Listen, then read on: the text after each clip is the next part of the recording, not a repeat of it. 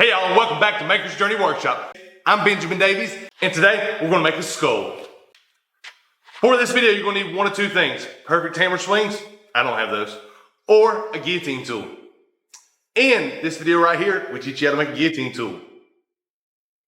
In this video right here, we made some changes and improvements upon the guillotine tool because it just wasn't structurally sound enough. And in those two videos, I talk about some things to look for, and while I deem, even though this one has the word fail in it, I don't think it's a fail. Go check it out after this one.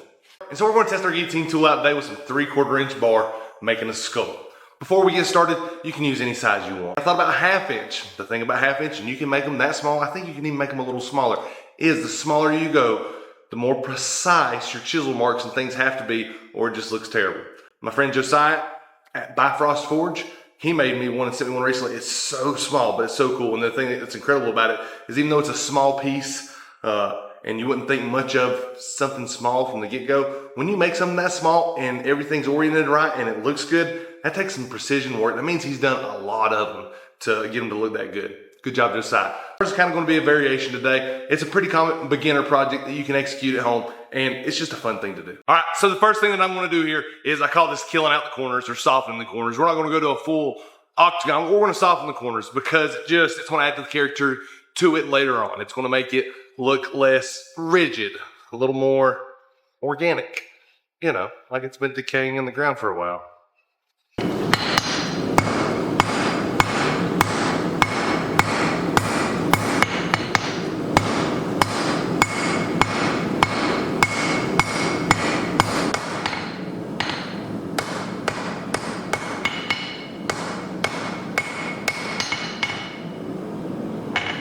For the next part, we're going to use our guillotine tool, and we're going to use our aggressive fullering dies. And we get to test out, see if it works, because like I said, we've concaved, we've done some things to it. We're just using this to isolate some material, and we're going to flatten it out. So you don't want to really bury these dies. You want to take your time and get good bites. If you'll notice any of our videos that we're using this, I'm not wailing away. I'm taking my time to make sure I line up.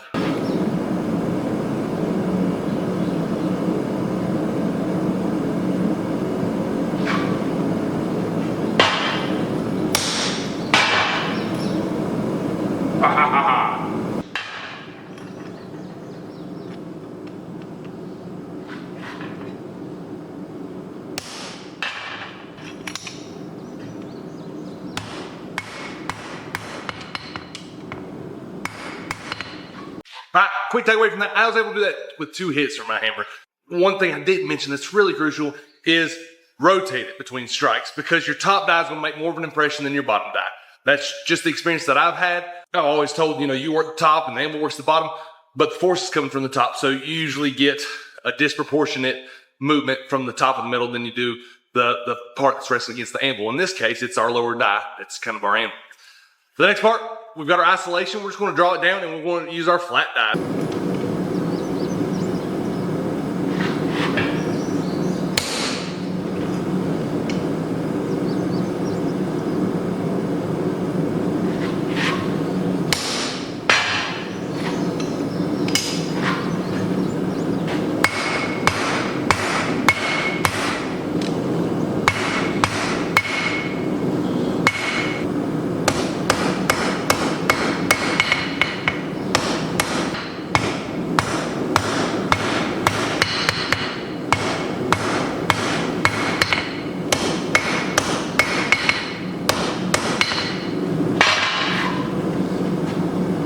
We lost some of our chamfer right there.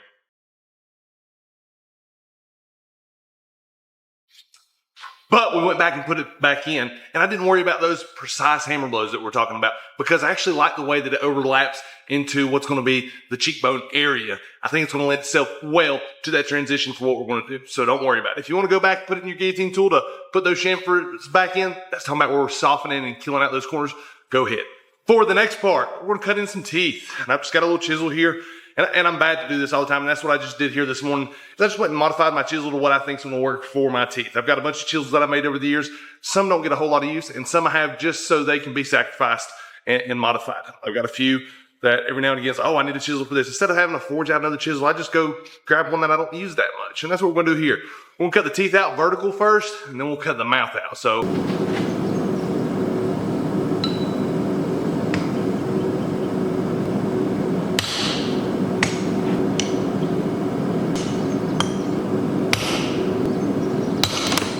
couple quick takeaways. Unless you're top tooling dead center, that thing's gonna jump around and it's dangerous and it's scary and it's dumb. I thought I might be able to achieve that without it bouncing around on me like it did, but I'm not gonna lie to you and say, oh, it didn't bounce around. So I'm gonna show you the workaround. I don't have a way to hold that square with a set of tongs because the tongs hold them on the diagonal. I don't have a hold fast in here because I usually use top tool and other power hammers, and I'm not showing y'all how to make a hold fast yet. So what's a quick, dirty workaround? Bull bar. I cut 2 of these at 20 inches long. I keep a bunch of 1 inch sitting around, 1 inch flat bar because I'll use it for making fixtures for jigs and scrolls and things like that. And it just lends itself well. I can weld it to a table, weld it to a piece of flat steel, and I've got it forever. All right, let's weld these up real quick and we're gonna get back on the fire and our chisel work's gonna be real easy. Oh, last thing I promise, and then we'll do Forge GD Forge. Wear a leather glove if you got it, because when you're top tooling with hand tools, it gets really hot. There's a lot of radiating heat that comes off of, especially these thicker bars. So just make life easier on yourself. All right, let's get back to it.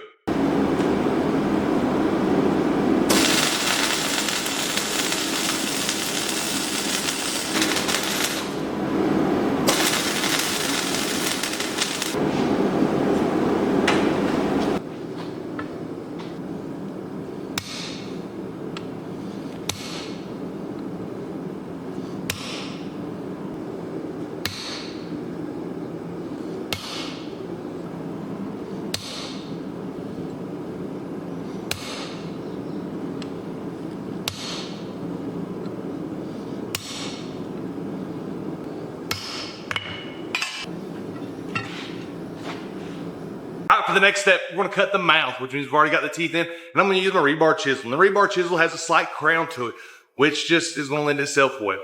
Most of my chisels, almost all the time, are gonna have a crown to them. And that prevents from, if you're not perfectly square, it doesn't buck and shoot out the other way. It's just easier to use one of these. Sometimes there might be some specific applications where you just have to use a straight chisel, but if I can get away with a crown chisel, I'm always gonna use one.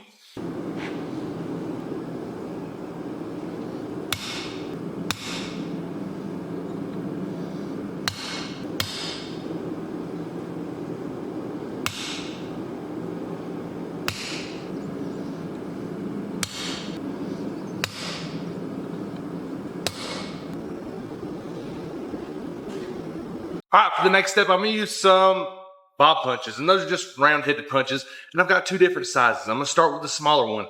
I recommend you do the same, and that way you can set the positioning on your eyeballs. This part's really important. You wanna make sure that you line those eyes up as perfect as possible. So take your time, and what I'm gonna do with this first heat probably is I'm gonna make 2 little spots. I'm gonna try to get them lined up as symmetrical as possible, and I'm not looking to wail away. I'm just looking to start the punch. What that's going to do is for my second heat, I can come and I can start wailing away. What you want to do is you want to take your time and you want to go from left to right, because it's going to flare out the sides.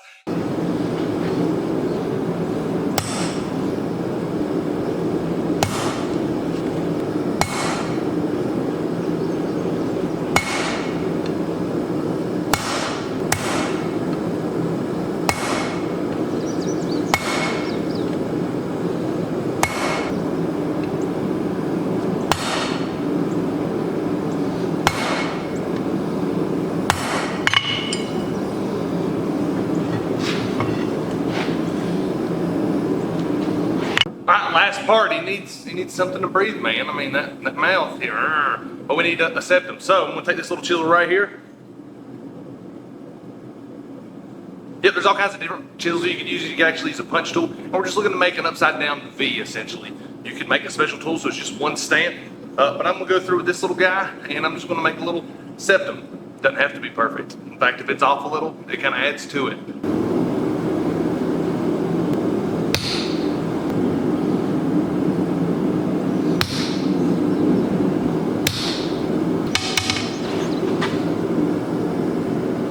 I want to chamfer up the bottom of my jaw a little bit without wrecking my teeth. So I'm just going to chuck that up in the vise, come in kind of slow at a 45-degree angle, making sure not to upset the rest of the piece to the left or the right. If you do, just move it back over, and that's going to keep you off of the teeth.